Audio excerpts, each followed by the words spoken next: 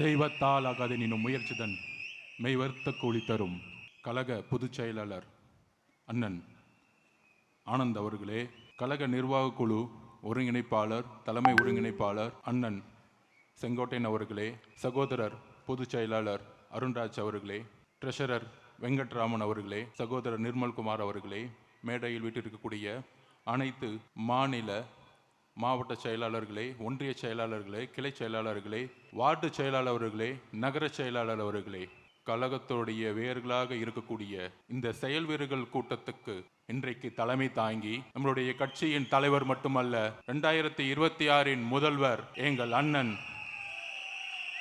தலைவர் அவர்களுக்கு வணக்கத்தை தெரிவித்து, இன்றைய கூட்டம் தலைவர் இன்றைய தேதி தலைவர் நிர்ணயித்த நாள் மிக முக்கியமான நாள். ஒன்று, மொழிப்போர் தியாகிகள் நாள்.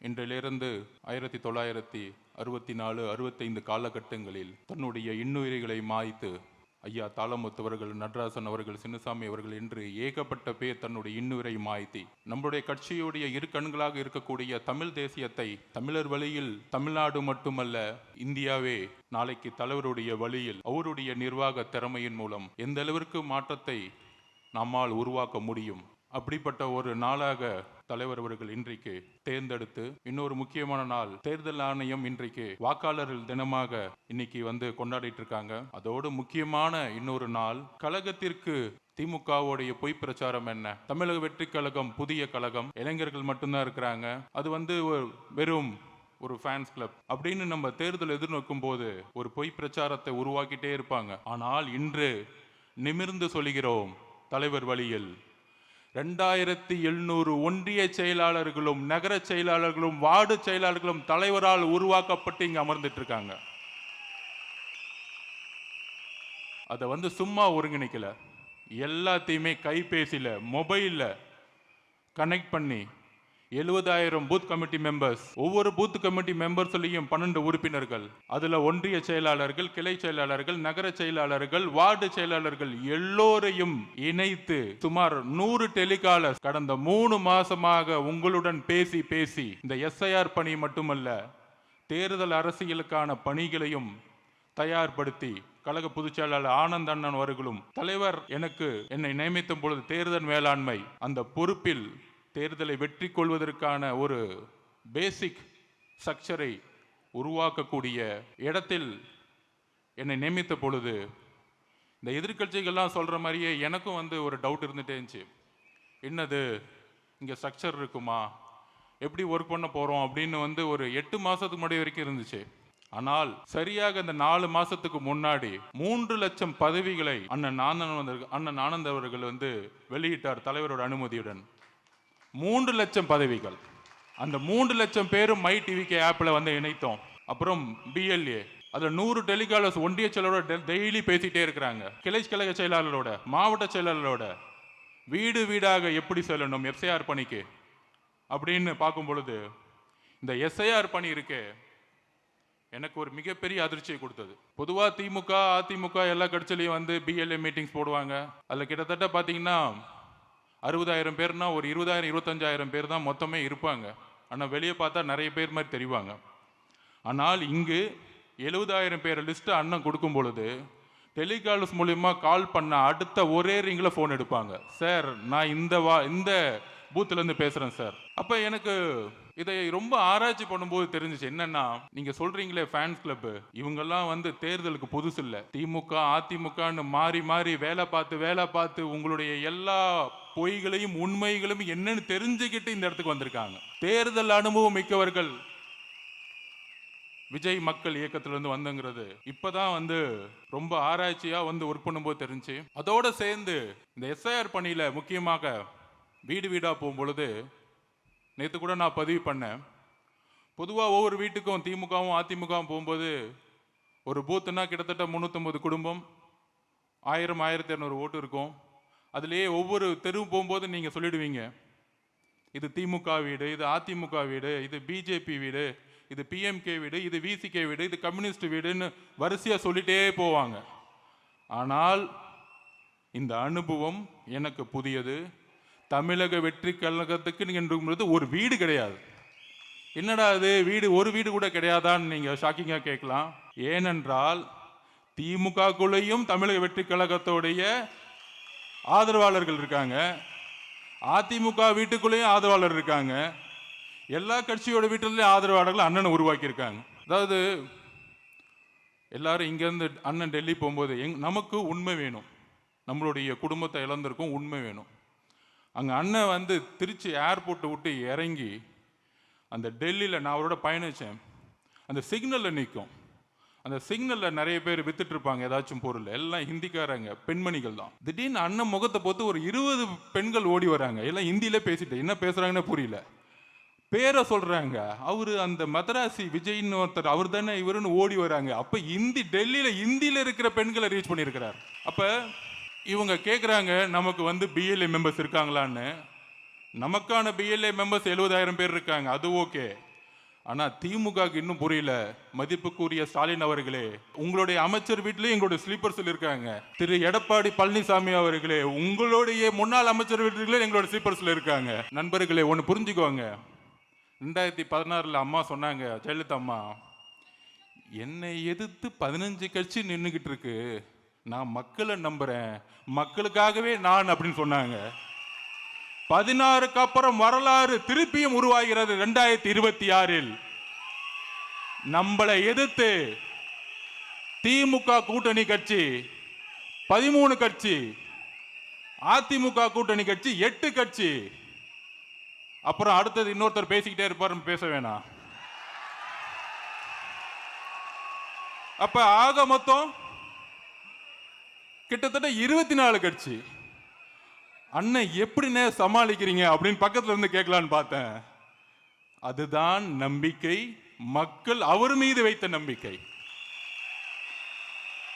நீ கட்சி கட்சியா கூட்டணி உருவாக்கிட்டு இருக்க.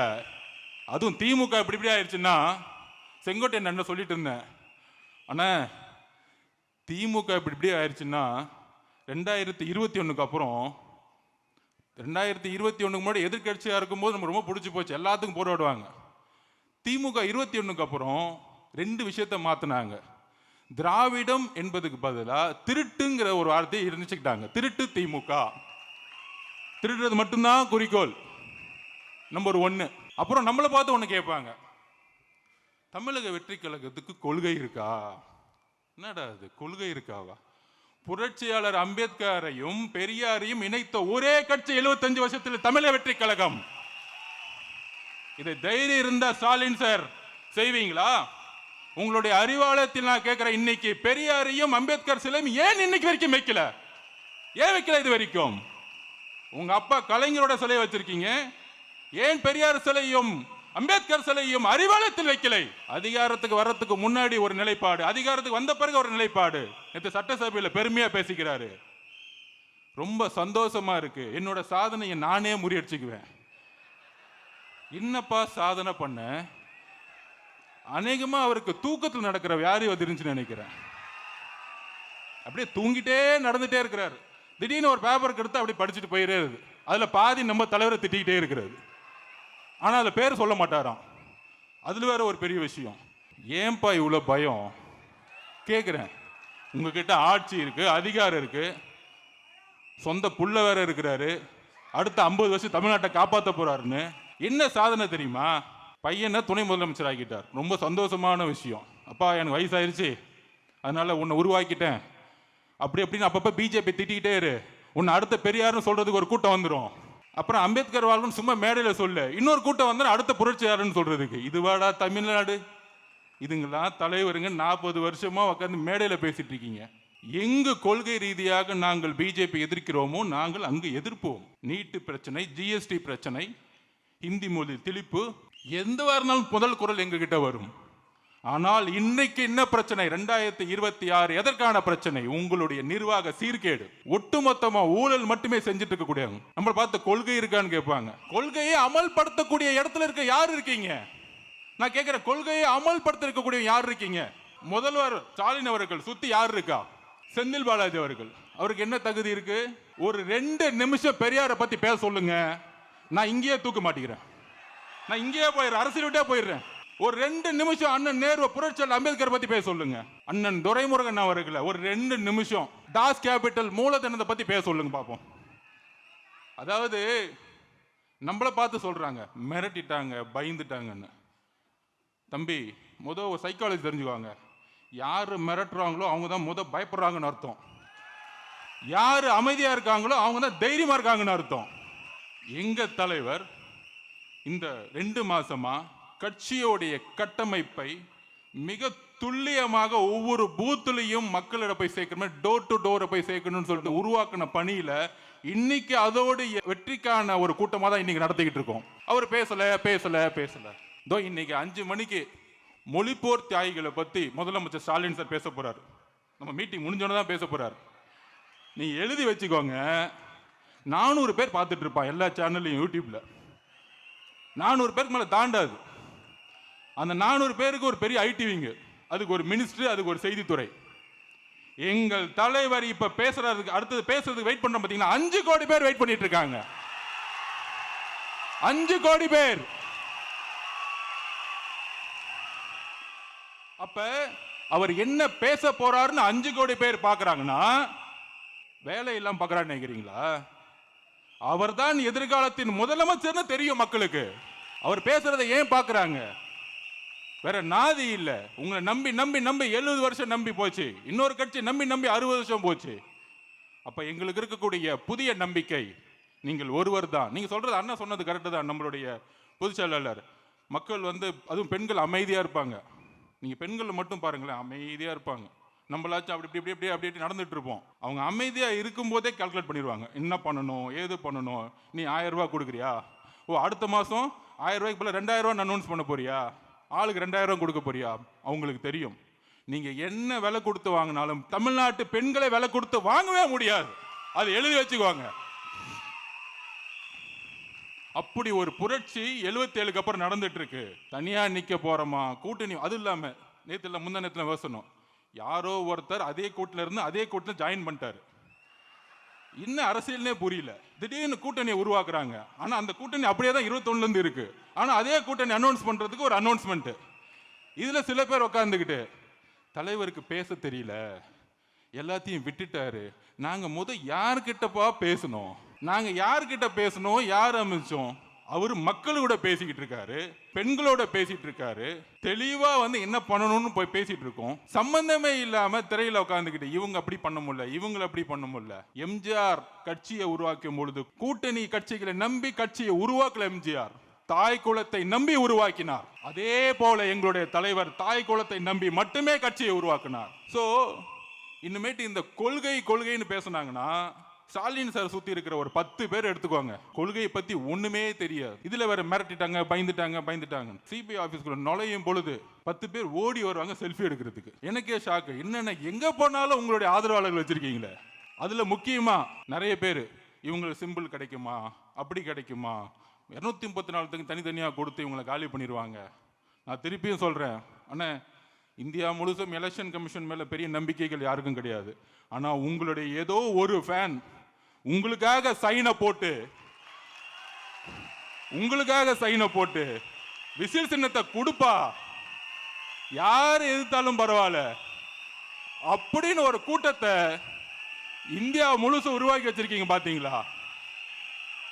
ஒரு நேர்மையான ஒரு அதிகாரி உங்களுக்காக, உங்களுடைய முகத்திற்காக ஒரு சைனை போட்டாரு. பாத்தீங்களா? எனக்கே ஷாக்கு.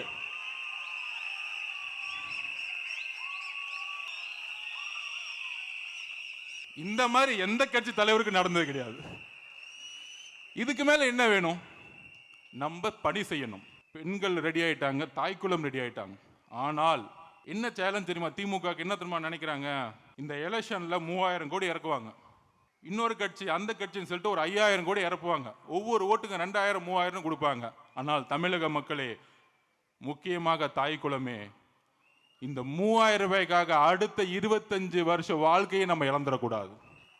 அதுதான் எங்களுடைய வேண்டுகோள். அவருடைய நீங்க பார்த்திருப்பீங்க ஆடியோ ரிலீஸ்ல, மலேசியால என்ன ஒரு பெரிய கூட்டம், எத்தனை பேர் தன்னை ஒரு எவ்வளவு பெரிய அன்பு இணைப்பு, அந்த உலகமே ஒரு என்ன மாதிரி உலகம்?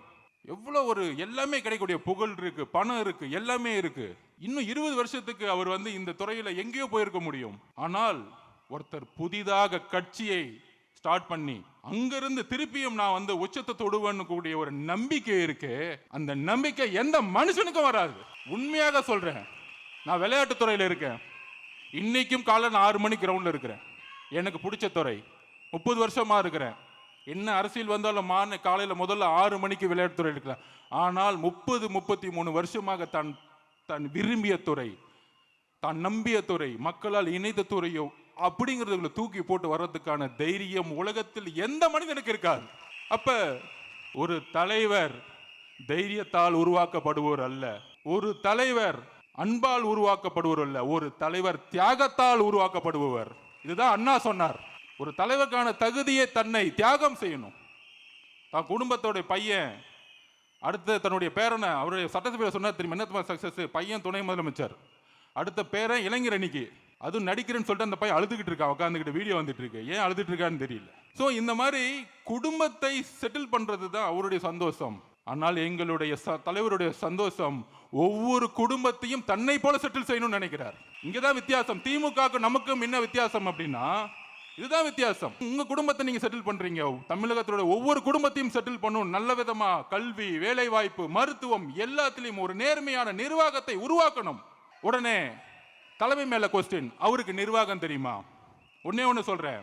ஒரு துறையில், எந்த ஒரு துறையா இருந்தாலும் சரி, ஒரு துறையில் நம்பர் 1 ஆனோம்னா நிர்வாகம் தெரியணும், பினான்ஸ் தெரியணும். சினிமாவில் நம்பர் 1 ஆனோம்னா மக்களுடைய நம்பிக்கையை பெறணும். மக்களுடைய நம்பிக்கை பெறாமல் அந்த துறையில் நம்பர் 1 ஆக முடியாது. அப்படி நம்பர் 1 இருக்கிறவருக்கு நிர்வாகம் தெரியாதுன்னு சொல்லக்கூடியவர்கள் நிர்வாகம் அவங்களுக்கு தெரியாம பேசிட்டு இருக்காங்கன்னு அர்த்தம்.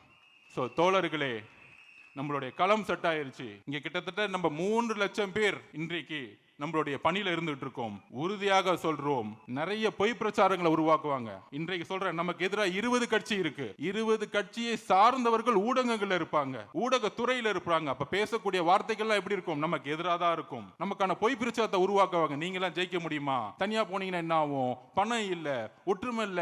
இது எல்லாம் நம்ம நிர்மல்குமார் சொன்ன மாதிரி தான். ஒரு குடும்பத்துக்கு 1 ஓட்டு வச்சுக்கோங்க, 2.25 கோடி. திமுக வாங்கினது 2,09,00,000 போன எலெக்ஷன்ல. அவ்வளவுதான். இப்பயே நம்ம திமுகவை மீறிட்டோம். ஒற்றுமையாக இருந்து களம் காண்போம். நம்மளால் வரலாற்றை உருவாக்க முடியும். எதிர்காலத்தை உருவாக்க நிகழ்காலத்தில் நாம் அர்ப்பணிப்புடன், தியாகத்துடன் பயணிப்போம். நன்றி, வணக்கம்.